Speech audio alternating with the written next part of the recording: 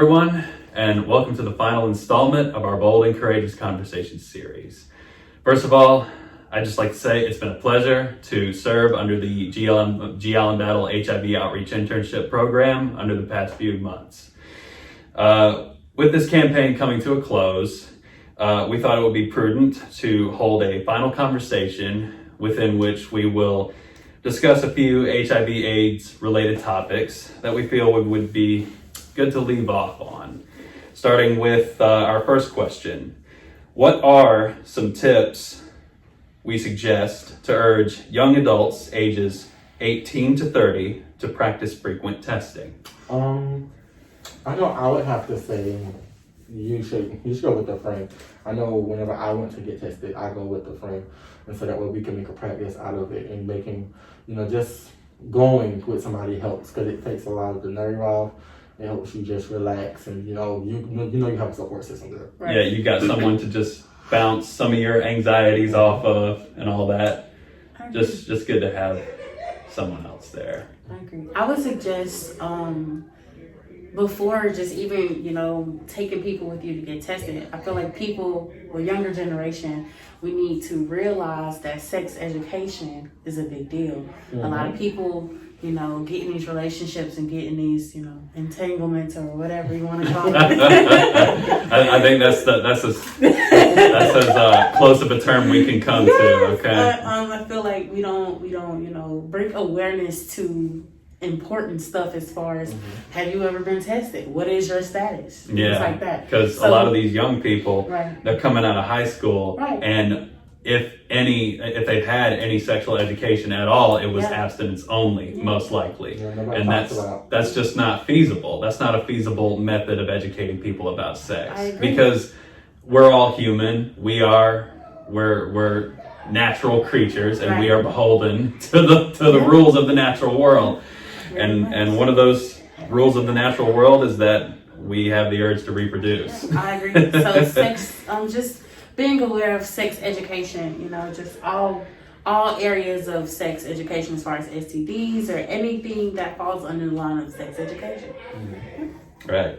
And our second question, how often should a person get tested? A person should get tested every 3 to 6 months. That gives the disease time to incubate in the body and for it to show up on tests. Great. So 3 months. So 90 days, 3 to 6 months. 3 months or 90 days if you want to be a little bit more specific. Perfect. And our final question is, will we ever see an end to the HIV/AIDS epidemic? That's a very good question, actually. I agree.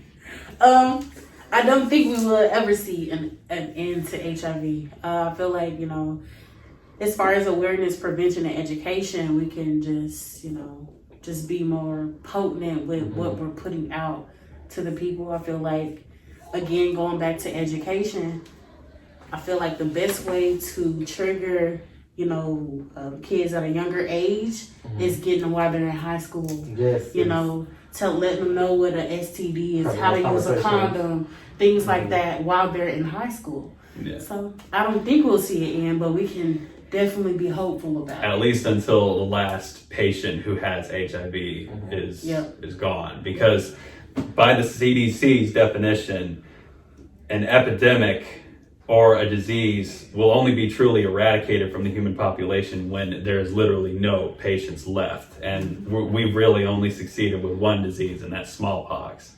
There's only a few specimens of smallpox left at the CDC for study purposes only. But effectively, it's been eradicated from the human population. And we hope we can see that with some of the more deadly modern diseases someday. Okay. We hear talk that there's still research and development going on at the CDC and other laboratories. They're still trying to figure out how to make a vaccine for HIV, but no dice so far. So we can only hope and just teach people as well as we can in the interim how to prevent it without a vaccine. I agree. That was a great statement, Wesley. Yeah. I know here at the Coastal Health District, the goal is to end HIV by 2030, and possibly with, prevention efforts like PrEP and condoms and abstinence, we can reach that goal, but people have to make the choice of whether they want to stop this by 2030. Yep, that's right. I agree. That's great. So we would like to just give, special thanks to the HIV prevention team at the Georgia Coastal Health District, and our esteemed panelists for assisting us and just volunteering to do the Bold and Courageous Conversation series with us. We thank you all for just tuning in and just being with us during this entire journey. We're so thankful, and we've learned a lot. Absolutely. Just feedback from each other, just having our conversations. And hopefully our work will continue, Yes. in the public health spectrum. Okay, thank you for watching. Thank you so much for watching. Thank you.